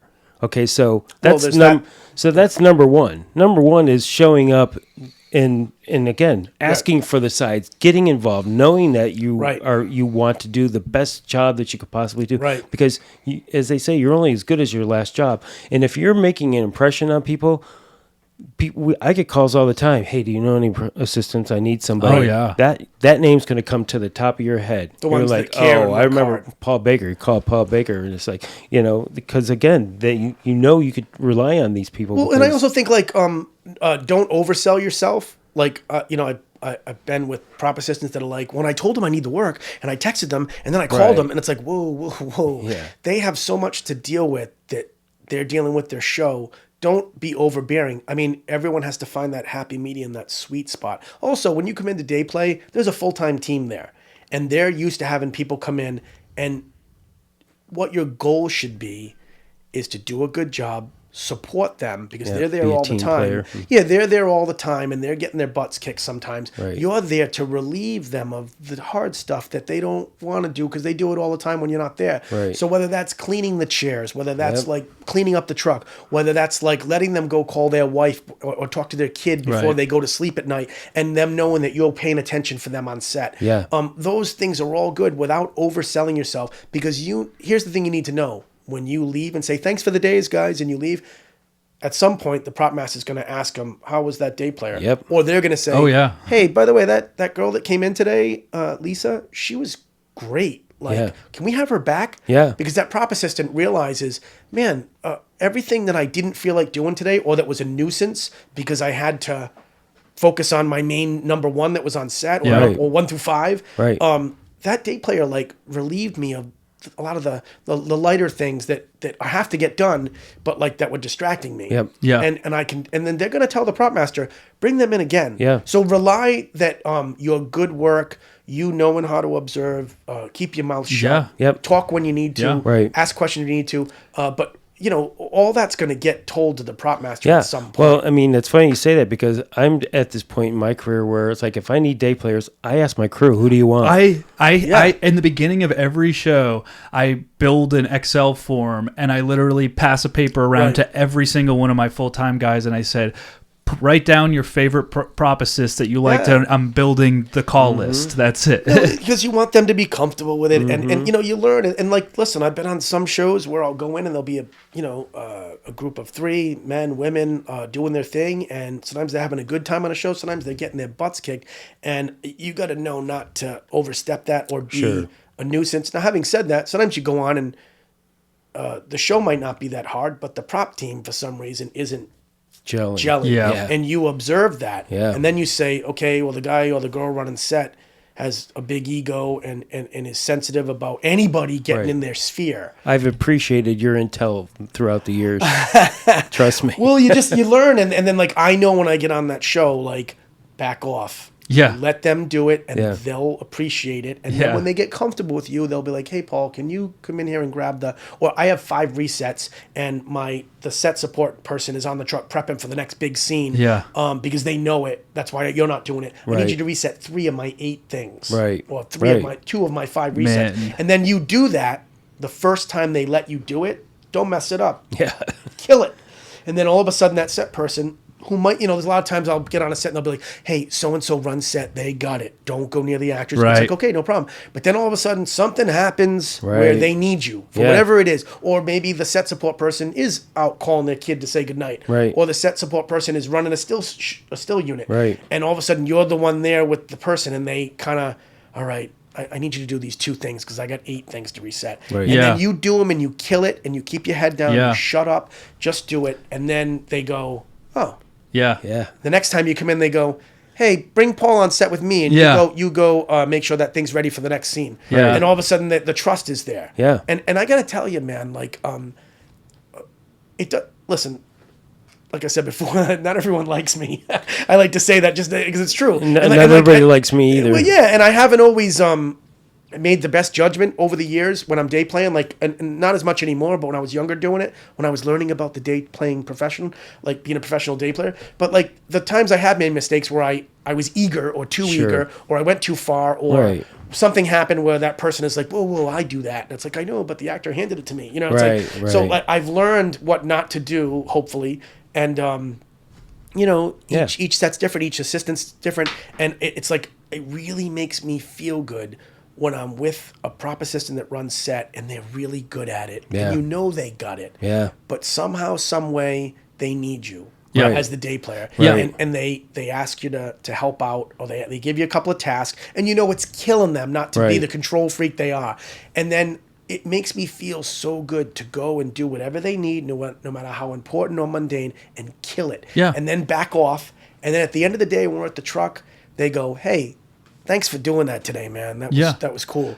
And I know it seems simple, but inside, I'm usually like, nice. Like, you did your job Yeah. as the support. Right. Especially as a support, I think, because most assistant prop masters who run set, I think, through my experience, are like that. That's their zone. That's Of their course. territory. They have a flow, course. and that Right. sort of thing. So when you come in as a day player, and I've told this to a lot of my friends who are starting out and stuff like that. It was like, when you're brought on as a day player, I was like, don't go near that person unless they're needed, but always be in eyesight of them. So Yeah, that way, paying attention. Yeah, pay Right. attention. Pay So attention. so it's just like, don't jump in, especially when he's working with actors. But then when something comes up and he needs, and he looks over and sees Right. you, he'll be like, "Come here!" And then Right. and if you're There you right go. there, that's Yeah. the right Right. spot to be. I mean, That's whether it. it's a That's he true. or a she, it's their thing, Totally. and you got to respect. You have to respect that. And Right. when I'm running set, I don't like it if someone's it's like doing too much. And Right. it's funny the times I've run set since I became the professional day player, where a prop master has got me into a show full time, and I'll be running it, and all of a sudden I got day players coming in again, and it's not the young Paul, it's the more seasoned Paul, Right. And they don't always know how to fit in. Sure. And a lot of times I'll take the time to pull them aside and say, I'm usually you. Right. But I'm doing this because I love this prop master and this subject matter, and I need the insurance hours. So I had to take this gig full time. Right. And I just put myself in debt from using my credit cards on this movie. Right. So that's why I'm here. But I'm usually you. Can I give you some advice? Yeah. Because this is how you're making me feel. Right. And if they're cool and they get it, they'll say, Yeah. what am I doing wrong? It's like, you're not doing anything wrong, but just know that this actor is sort of sensitive. This actor is going through a divorce, so when they come to set, I know to just leave them alone. Right. Like, there's things you don't know. Right. So you got to trust me, and I'll tell you when I need you to come in. And there's other times, please just stay busy, and you'll feel it. And again, feeling it. Like you asked me before, what would I tell a young prop assistant? Yeah. Read the room, go on each set and feel it out. And you'll adapt. Again, it's high school with money. Yeah. There's all these different clicks. Yeah. Understand how it all works. Watch how the set person is dealing with the different departments. And the beauty of day playing is sometimes you get on gigs and you're like, I love being here. I want to come back. And other times you get in, either the show's a mess or that particular department's a mess. They're all at each other's throats and not everyone gets along. And that's also when you go, I'm not coming back. Yeah. And I'm good to respectfully bow out and say thank you because I don't want to be around this energy. Yeah. And now you could say, well, Paul, but you're connected and you have other shows to go to. What if it's the only prop team I know? Then I would say, suck it up, do the gig, and stay there as long as you can, and just try and stay out of the way of the drama. Right. Because you can easily get sucked into it. That's one of the great things about day playing is you're not part of that stress of the full-time drama. Yeah. But also know when to back away and Right. and not be on that gig anymore. Yeah. And I think if you're good and you're a good person and you do care, I mean, I still go to the movies. I still watch TV. I still love filmmaking. I still love propping. I still love everything that has to do with it. And, Sure. And so that's where my passion comes from because you say I care. Yeah. But I do care. That's why if I'm day playing 3 days on a show, I'll text the person that's coordinating the day plays. I'll go, hey, can you email me a script? And they'll be like, really? And I'll be like, yeah, just because I want to read it. Even though I'm only there 3 days, I want to know that when you tell me we're doing this scene, I know what you're talking about. Yeah. Right. And sometimes it might be a scene for tomorrow and we're today and you want me to prep something. Now I know the context. Right. How long does it take to read a 1 hour episodic? Or if it's a feature, obviously that's different. Sure. Can you read the script to the next morning? But I can at least read the scenes the night before. Right. So Or at least when sometimes I they won't give you the damn Yeah, script, exactly. so. But sometimes at least you have a little knowledge going in so that Right. when the prop master or the prop assistant says to you certain things, you're like, oh yeah, that's that character and he's doing Right. that and he goes to that bar after that. And it's like, okay, cool, now I know the context. Yeah. And again, sometimes and often you're going to get hired on a show where you are third or fourth or fifth Right. person and it is neck down, but it's still good to know what's going on. I Okay, think because the like you more said, you never know when you're Yeah, going to be the more called. knowledge you have, the better you can be for those full-time people. And your job is to support the full-time people. Yeah. I mean, in my eyes, at least. Absolutely. So again, we've already established that you're a musician, obviously, by this podcast alone. But you've used your music skills as in props as well. Yes, as- it's helped me get work over the years. Yeah, so you worked on both Babylon and then upcoming Michael Jackson biopic. yes, with and both you- with the great Gay with the Perillo. that's right, the great Gay Perillo, Yes, for real. who I love dearly. Yeah, so God bless her, man, because she's a rock star. Yeah, she is. And you know what? This has been Gay utilizes me for those things, and also before that, even on Monk, I remember Rich O'Biker hiring me to do Mr. Monk Goes to the Concert, and it was up at Disney Ranch, and there were bands in and out, like a festival. Right. While Monk found whoever killed who or whatever it was, and he put me in charge of doing all those instruments and coordinating them and handling the musicians. And on Michael, it was you had real musicians playing his backup band, and they liked that I could talk guitar with them, or I could talk music with them, or I understood Right. how certain things would be with the guitar, or even there's another girl, Emily, that helped out with the drums, and she coordinated all the music and prep. And I think the musicians appreciated that we both actually played. Right. Emily's a drummer and I'm a guitar Sure. player, and it's I think that helped on Babylon. The same thing, setting up the instruments, researching the instruments, being on set with them. I think a musician playing a musician on camera, or an actor playing a musician, they definitely like that they have somebody handing them stuff or talking to them about stuff that actually knows the instrument and you know what I mean? Yeah. And over the years, like I remember Paula Schreiber, I think it is, hired Paula me. Schreiber. Paula Schreiber, yeah. Yeah. I remember Paula hiring me on the original Gilmore Girls when she could as a prop assistant, but always when the character's band played. I see. So I would come in and I would set up all the instruments, and then I would be on set with the guy running set, and I would help them with the instruments. So it was like a little just specialty thing because, I mean, listen, man, before I wanted to be a director or a prop assistant, my whole goal was to be Eddie Van Halen. Was to be King Edward. Like I was going to tour. I was playing hard. Like I was playing 6 hours a day. You could shred. I know that. Well, thank you for saying that. But I have an older brother that taught me guitar. And then to give the call back to Professor Palumbo, God rest his soul, he's the one that changed me. And then what I realized was I was always meant for film because when my parents got divorced, I lived with my mom and then my stepdad. And, you know, my father came to pick me up. It was awkward. It was sad. I wasn't with him every day. Yeah. And so he would just take me to the movies because it would allow us to block out what the reality was. And I went to see so many movies with him. And I didn't realize it, but it was starting this knowledge. Yeah. And then I think my stepfather, who probably wanted to not compete with my dad, but also like be in our own good graces. Right. Because there was always like, you're not my father. You know what I mean? Like Paul Wally. But what happened was he was a printer. Like an Earl Hayes printer. Yeah. The old printing. And they did printing for the local movie theater that was a walking distance from my house.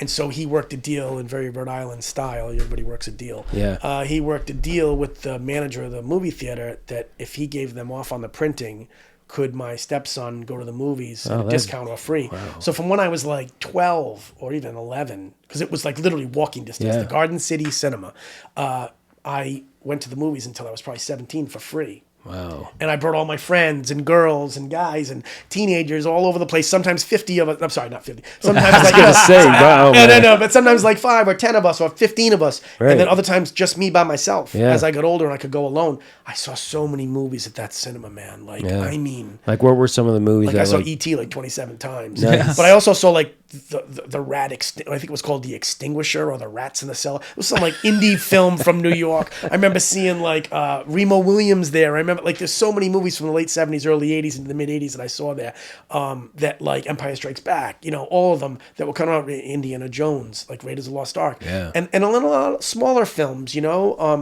a lot of Chevy Chase films. And it was like, I didn't realize that was building so that when Professor Palumbo got me and started to kind of pivot me from being this plan of a full-time musician to filmmaking, I would talk film with people and I really could talk about movies. Yeah. And then I realized, wow, I guess I was building up to this and I didn't know it. Yeah. And then, I'm not going to lie, there were years in the past where I was playing in bands while propping, while writing short films, while trying to direct. And at one point when I got to LA, I played in bands in LA, I mean, in Florida, in Miami, with the kid that worked in production. Another kid, our singer, drummer, was a coordinator, and our bass player was a locations assistant. Yeah, yeah. Then when I got to LA, I formed a band with a couple of those guys that had moved out too, and then another drummer and or another bass player here. And I was trying to do it all. Right. And at one point, in like 2001, I think it was, or 2, I said, all right, this isn't... Plus, I have a life. And I have a girlfriend. Sure. And I said, this isn't working. This is... Besides, it's also like... We'd have band practice, and they'd be like, "Can we have it at 6?" And I'd be like, "How about 9:30?" Yeah, and and they'd be like, "Dude, like, what are you talking about?" And then like I'd have to be on set the next day at 6. And at that time, I wasn't day playing yet; I was still working full time. So at one point, I just had to cut one thing out. Yeah, and that's what I did. I cut out the band stuff, and then I realized that the music thing was helping me with the prop assisting. Yeah, and I tried to work it in as much as I could. And I think prop masters were smart to say, "Hey, this guy knows music. He knows instruments more than I do because I'm not musically inclined, and I'll put him on set." And it's a specialty. Then he can. For sure. And I didn't really realize it was going to go that way. It just kind of did. Yeah. And Gabe probably has utilized me the most with the music. But another like piece of the puzzle, if you will. I still love music. I still play all the time. For my company, I score for clients. Yeah. But in the end, though, there are times where we'll do something on set in a music movie, especially Michael. Man. Yeah, come on, tell us about that. Oh, I was feeling it, man, with the music and the Can you tell that story? I love that story. Yeah. Yeah. Well, that's off camera. That wasn't on set. But still, I had learned the beat it solo when Gay texted me about doing the job, and then we had some conversations. We had a group text with the other assistants, and I just basically said, "Hey, Gay, I'm going to learn the beat it solo just as like a." Right. A fun thing, for Eddie. us. And it's also something I had been avoiding for years. I should have learned it years ago, but it's a mouthful. It's a lot. And I think I was afraid of it, to be honest. And I'm a little more of a seasoned musician now, and I just try things no matter what. I'm not afraid of them. And so it took me like 4 months to learn the beat it solo, and I would tell Gay, like, it's almost there, and I'd tell the other prop assistants, and we all laughed about it. And then when I did learn it, finally, and some of the actors, the director, Antoine Fuqua, and some of the other key crew people, like, that I became friendly with, they were all like, when are you going to show us the beat it solo? And then finally, like, I did show it around. It was like 4 months after I started learning it, before I even started, like, when I was in prep. And I went to the cinematographer, this guy Dion Beebe, who's won an Oscar for Memoirs of a Geisha and probably others, and he's a fantastic cinematographer. I'll say we love him. If you look up his resume, he shot Heat. Memoirs. He shot Michael Mann movies. Like, and he's also just a gentleman, and so knowledgeable. And you can tell with the grip electric and camera how much they love him. And I really got attached to him. But he's Australian. He has a very dry wit. He's a bit of a ball breaker. And so when I showed him the video of me playing it, and I had played it like in the hotel room, I finally got it together. And I said, Dion, like, I learned this, and I was telling you I was going to learn it. And he looked at me, and he had a sly smile on his face, and he said, that's not you. And I said, it is Dion. Like, I usually like record myself when I cut my head off. I said, but I put my head down at the end and was like, made it so you could see it was me. And he said, I don't care, it's AI. And I knew he knew it wasn't, brilliant. But he really busted my chops. And it's a sensitive subject because I am a musician. And he was like, that wasn't you. There's so much you can do right now. Anybody can play air guitar and then put their face on. And of course, my fellow coworkers were laughing about it. Gay was laughing about it. But like, then it didn't stop for like a month and a half. He literally was like needling me like every chance he got, especially in front of people. I have guitar pride. And so it was like the second to last week of the film. We shot like, I don't even know, 92 days or whatever it was. And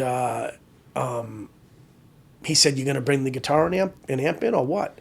And I was like, are you serious? You really don't think that was me? He's like, well, until I see it in front of my face. So I said, all right. And then I said, you know what, Dion? I'm going to bring it in and I'm going to blow your fucking face off. That's what I'm going to do. Nice. And I looked him right in the eye. I was like, dude, I don't think you realize I used to want to do this for a living. And he was like, okay, Paul, we'll see. And he was so like smug about it. It like grinded me more. So I think it was the second to last day of principal photography. He told me to bring it in that day. It was like on a Tuesday, and we were going to wrap on Thursday. Oh, no, it was a Wednesday.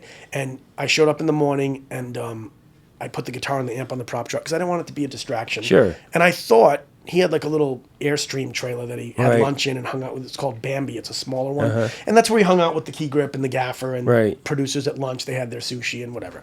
And it was his spot outside the sound stage. And so as I was walking in to set, I saw these rigging grips taking out staging, like to where we didn't need, like just towards the Bambi.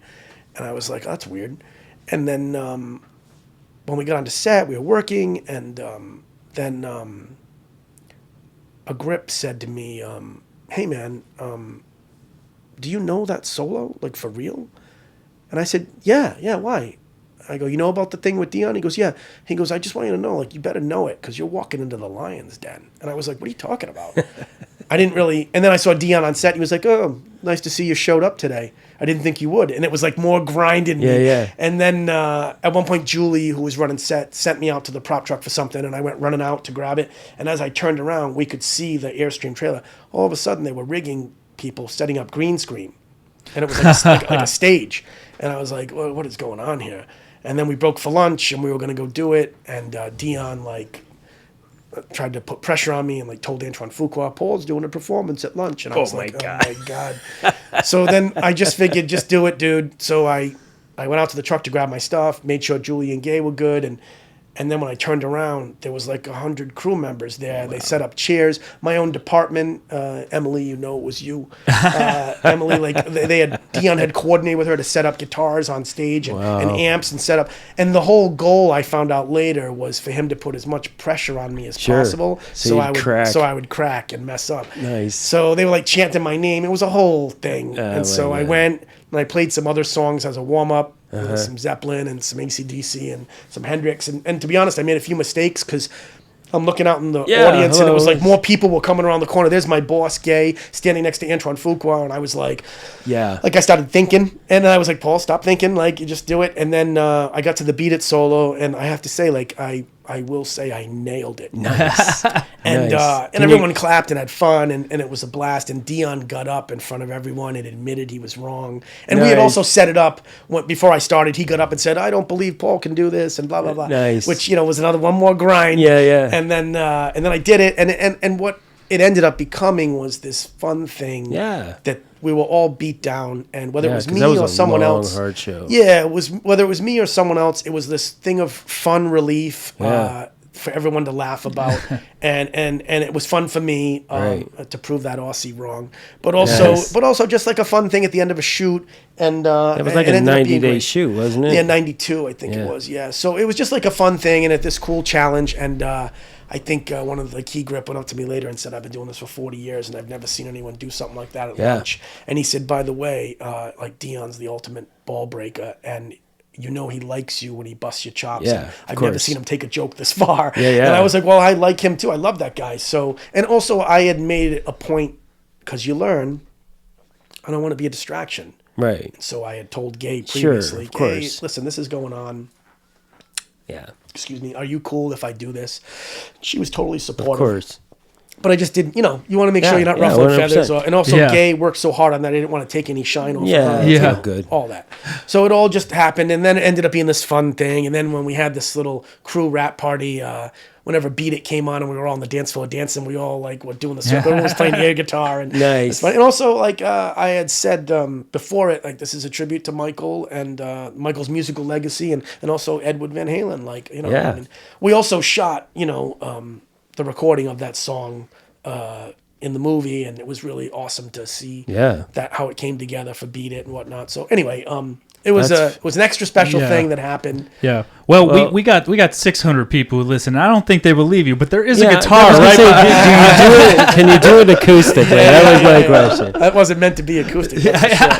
But yeah, it was a lot of fun to do. I will say, when I got home that night, and also when I was at the prop truck right before it happened, I was talking to my girlfriend Debbie, and I said, "Honey, like, I got to go out there and do this. Like, this has become much bigger than I thought it was going to be. I thought it was going to be the Key Grip and the Gaffer and a couple of the dudes." Right. And I was like, I don't think, like, and I was talking to her, and she was like, "Well, you got yourself into this." And She's and been living she was with you a basically long like, time. "Don't embarrass Gay." Right. Like, make Gay proud in your department. And then as I turned around, the behind the scenes guy was at the back of the prop truck videoing me, and I was You're gonna like, be in the extra phone with you. features. I'm like, "What are you doing?" He was like, "Oh, I got to get this. Come on." And I was like, Oh, "Oh my my god. God. So I definitely loved it, and I was nervous, but it was when I got home that night, I looked at Debbie and I said, "I want to get back in a band."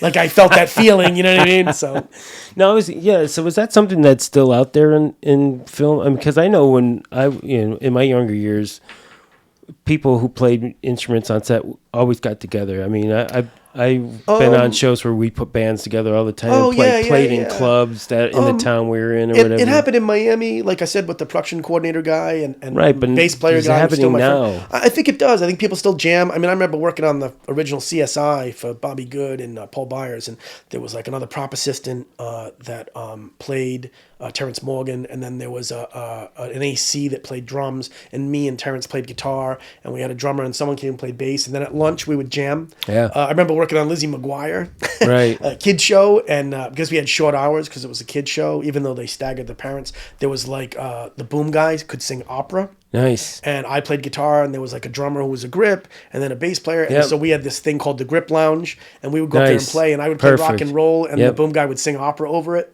Yeah. So I've done that several times where Yep. there's been jams, Yeah. and I think it still happens today. Yeah. There's a lot of musicians that are I'm glad to crew hear it people. because we had a lot of fun doing it. I never played an instrument, so I sang. Right, But right. like Chris Redmond, Right. he's a guitar player, Yeah. and we put some bands together and some shows before, I and mean, it was fun. when I compare the two, I will say that music is instant gratification. Yeah. You can play and feel good. I could grab that guitar and we could do a sing along right now and have fun. Yeah. It's instant. Yeah. With filmmaking or even crewing, you don't see the end result for so Right. long, and it's a process. Yeah. Especially when you're filmmaking, it's Big like time. script, prep, shoot, post, sound design, all that. And then finally you see it and then you get the gratification.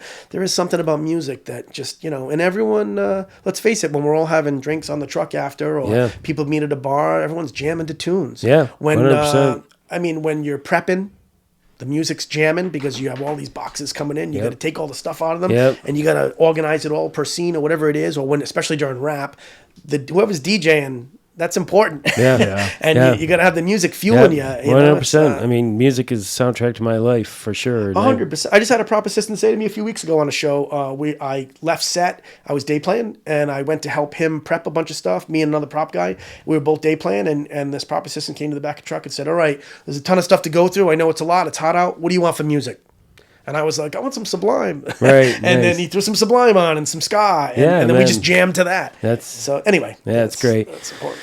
Well, before we let you go, I do want to acknowledge you again for not only doing the theme song for our podcast, but you're doing a lot of editing for the PMG for a documentary documentary I guess archival. It's like a historical prop master videos, right? That are. Am I allowed to talk about it? Yeah. Okay. I mean, you could mention who we're doing. Yeah. I think. If not, then we'll cut it out. Yeah. So I had done an edit for the PMG a few years ago. I think they were at a meeting and they were like, "We need an editor that also gets the prop thing." And I think it was Chuck McSorley, always my cheerleader, like you, Chris.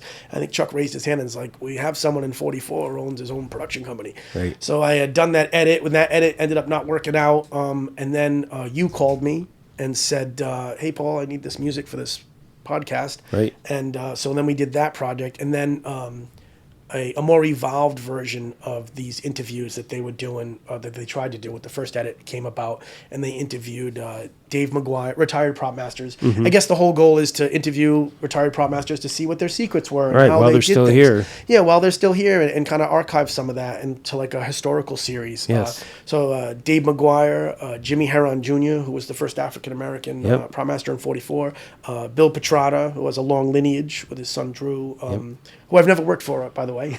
And then also Dennis Parrish, Hope Parrish's dad. And so I'm editing these things with the editor's mind, but also was hired to put some prop thinking into it, so I could have some judgment as to what was interesting and what was, and also understand what they're talking about, and maybe edit it in a way that maybe the public could understand it, not just. So Brad Elliott, the great prop master Brad Elliott, who I have worked for several times and I think is so talented, he is the interviewer. So you have a current prop master who is working on big shows, doing the interviewing. Yeah, and I think I'm sure those older gentlemen respect him, knowing if they look at his resume, what he's done, which is a lot of big stuff with the Avatars and Rebel Moon and Obi-Wan and on, and the Muppets. And so I think all of that together made them comfortable to speak on camera, and they shot some nice stuff. And I've been editing that for months because they knew I was going to be on Michael, and it wasn't a rush to get it done, and they were very cool about it. So right now I'm just finishing Bill Petrata, and then I'll be jumping into to Dennis Parrish. And I have to say, the stories and the things I can't wait. Did, they're pretty. It is actually. I've been like a giddy kid sometimes. Hearing the stories, editing them, doing on Premiere Pro, and I'm like, oh my God, what's he saying? Like, I mean, like Dennis Parrish was like the prop master and the decorator on Patton. I know, right? And I don't know how you do both those jobs. And he didn't get credited either. Yeah, I don't think so. And he also did Papillon, which is like... Yeah. I mean, there's so many stories that the four of these gentlemen have told, and I know they're going to do more. Yeah. And it's a pleasure to give back to my prop family, my prop community, and it's also great to have a little project for my company to keep going, and I think they're trying to support me as much as I'm supporting them. And then also, it's really blended my worlds of editing and filmmaking and propping to hear these guys talk and how to best display it. Right. And I just want to say that, like, regardless that my future most likely is to get into the Directors Guild, I'm never getting rid of my 44 card. Oh yeah, that's good. Like I really. It's taken me some time to realize it over the years. There's definitely times where I was like, why aren't I directing yet? Right. But like I definitely like realized like, wow, you are part of this prop community, this prop family. And there's so many cool people and artists and craftsmen, and I've seen so many great people do things and prop masters do things that, are amazing. And there's a part of me that wants to be like, does that director or producer realize what they're getting here? Yeah. And it's not my job to tell them. Sure. But like sometimes I want to be like, do you have any idea how much that prop master stayed up all night and made that happen for you? The good ones get it. Yeah, because you changed it at 8 p.m. Yeah. And I am so thankful to be part of this world that like when I am directing full time, like every prop crew and prop master is definitely going to have, you know, a little extra from me, an extra leeway or an extra time to get things Sure. done. And I say that and I'll stand by it. Yeah, I'm sure. Already in things I've directed, I've had prop people come on and they know who I am and they know, they're usually people I know, but they know I know the way. Right. And I back off them, but I'm also thankful that they know I respect what they're doing. Yeah. There was one short film I was directing and we were cut for time and it was like, and the AD said, you know, we got to go. And it was a prop gag. And I said, hold on, please give them time. Thank you. Right. And I remember the prop assistant looking at me like, thanks, man. It was like, what of a course, concept. blasphemy if I didn't do that. yeah, Yeah. right. Exactly. We would have hung you to dry. Yeah. So one last thing before, I also wanted you to tell people if there, is there a place that they could see any of your films? Yeah. The Boxer. You can go to goldenhorseshoeent.com and under the production services section, I think I have 3 of the 6 up, the ones I really love. Right. And also commercials and things of that nature. And then there is paulbakerfilmmaker.com, which I Nice. still keep together. And you can put me into YouTube as like Paul Baker director. And then IMDb for my prop resume to see the things that Excellent. I've done. We'll put the links in the bio. Yeah, great. Yeah. And the last thing I'm going to do on our way out, unless you have anything else, Mikey, is can you tell us a short Sam Raimi story? Because I fucking love Sam Raimi and had to. I worked on Drag Me to Hell day playing, and I stayed probably longer day playing days than I was supposed to because James Croning was the set assistant, the running set on that, and he knew how much I loved Sam Raimi.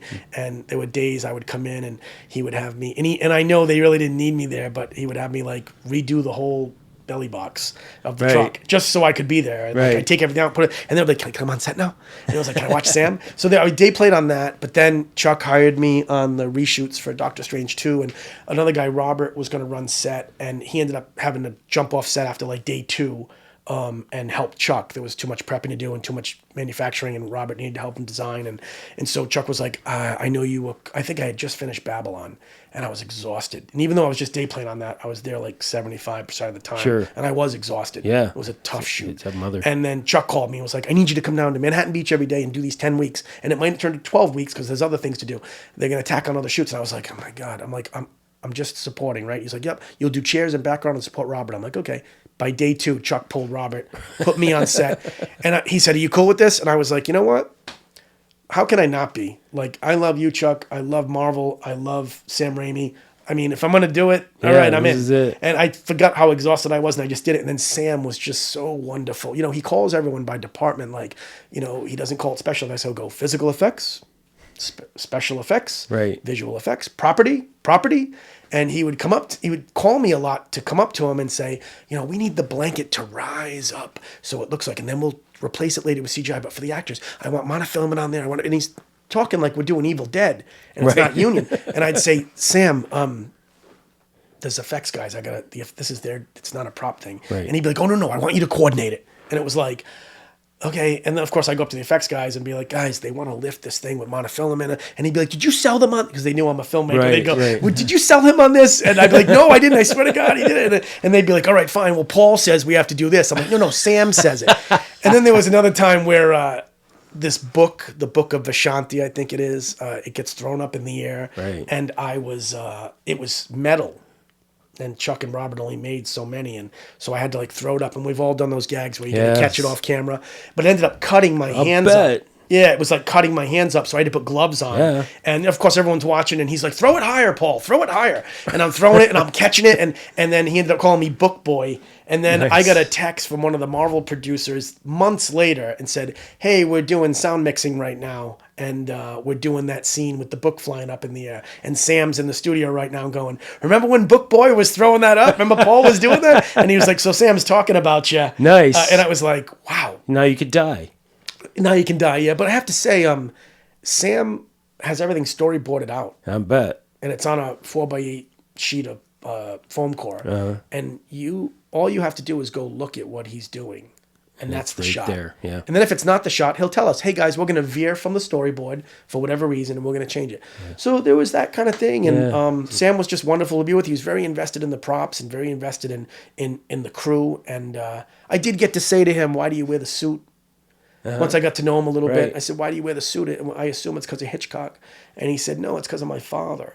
He said, my father told me to dress to let your crew know or your workers know that you respect them. Right. And you respect the craft and the job. And that's why I do it. And I was like, wow, that's really great, sir. So I love it's pretty that. cool. Yeah, it's Well, great. thank you for that. Sure. Well, Paul, that was awesome. Thank you. It was awesome I being could talk here. for more hours, but we're going to have to wrap it up. But I understand. yeah, so again, thank you for coming out. And doing yes. This has been amazing. Thank you, Chris, for all the work over the years and the support. And thank you, Mikey. You too, and I'll be Appreciate calling you wanting to- again. So. Yeah, I mean, listen, I totally see in the next few years if these films that are starting to get more reality-based happen, I can actually see myself like directing a feature, posting it, and then that time of waiting for distribution to happen. Right. And then going, I'm going to go prop a gig.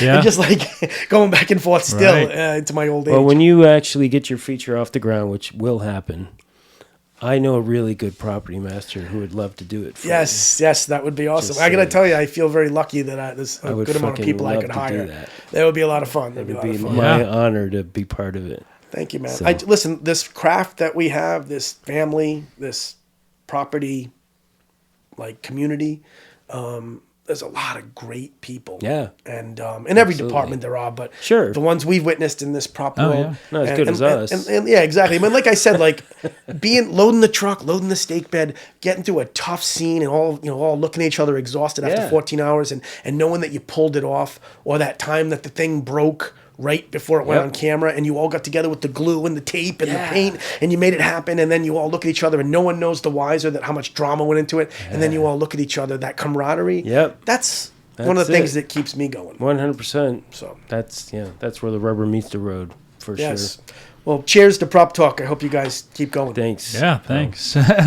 Well, thank you for joining us, and thank you everybody out there for joining us for another episode of Prop Talk. And I mean, I don't know how deep this one is in the thing. I but know, I right? think Merry Christmas, maybe. Yeah, right. Exactly. Yeah. That's hilarious. I think we're right there around that we're time. stockpiling them now, baby. Yeah. But yeah, thanks everybody for tuning in to another episode of Prop Top, the official podcast of the Property Masters Guild, brought to you by real working, retired, and associate prop masters and prop assistants. If this is your first time listening, make sure you like, subscribe, and comment wherever you're hearing or viewing this. Also go into the bio if you want to check any of the links from Paul Baker here and check out his stuff. If you want to know more information on the Property Master Guild or have any questions for us here at Prop Talk, go over to propertymastersguild.org. We're also on Instagram @_the PMG, and we're on all the other socials. Just search Property Masters Guild. And yeah, that's it. Take us out, Paul Baker. Yeah, until next time.